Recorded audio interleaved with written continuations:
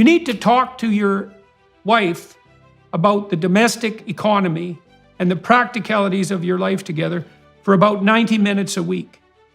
And you need to date at least once a week for that length of time, or maybe twice if you can manage that. And if you don't do that, you will become isolated and lonely, and you'll develop a backlog of communication. And if you don't fix that, you'll end up divorced, and then you'll be fixing it for the rest of your life. Absolutely, absolutely. And whenever, man, backlog of communication, I love that. I love that idea, as though I'm just putting rocks in a backpack, and eventually that backpack's gonna wear me down if I don't have a regular practice of communication. And again, somehow this became a moral or characterological issue. I think it's the skills issue, man. I think taking some of the drama and smoke out of it and just saying, hey, I don't know how to tell you, wife. I've never seen it done. I didn't see it at my house growing up. I've never seen it. I don't know how to do this, so I want to practice once a week. Let's go over our calendar. Let's go over our budget. Like, how are we going to spend money this week? And let's practice. I'm going to try to tell you what I need this week.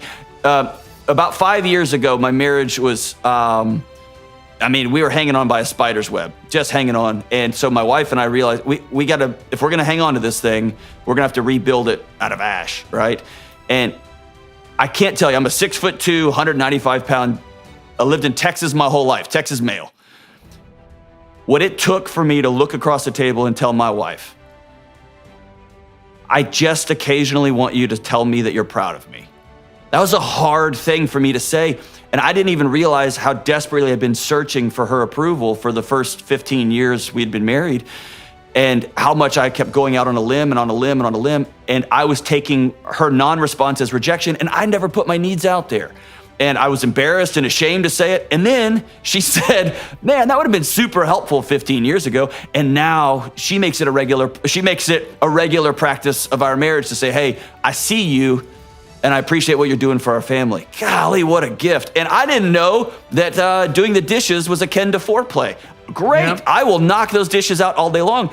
It's about practicing saying your needs out loud. And then, man, get out of your head. The number of hours I've spent researching workout programs when I could have just gone to work out, or researching how to tell your wife instead of just telling her.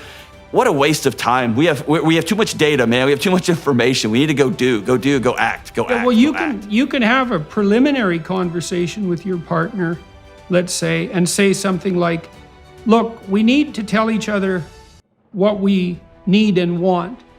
And we're both too stupid to do that because we don't really know what we need and want. And we have almost no practice at it. And worse, here's something about that that's really quite sad and frightening, is like, if one of the things you wanted to hear is that your wife was grateful to you for, let's say, providing properly for the family, so say proud of you, there's a part of you that's quite insecure that wants that message, and you're vulnerable on that point, hey? And so then if you share that vulnerability, the person with whom you're sharing it knows exactly where to stick you if they want. And so it takes real trust to do that. But the alternative is assuming that, and people do this all the time, they'll say things like, well, if you loved me, you'd know what I wanted. It's like, well, first of all, that's a pretty perfect love. And second, yeah, I'm not clairvoyant, right? Yeah. Well, right. Well, you're not even smart enough to do that for yourself most of the time, much less someone else. And so, you can make an agreement with your partner and say, look, here's something I'd like to hear you say. And here's the words I'd like to hear. Will you just say that? Another person might object and they'll say, well, that sounds false if I do it, or it won't be real because we're just practicing it and it's artificial. And then you think, well, wait a second. We're going to be together for the next 10,000 days. And if it takes, or more, and if it takes 20 stupid practices to get it right, that's not so much stacked up over 10,000 days.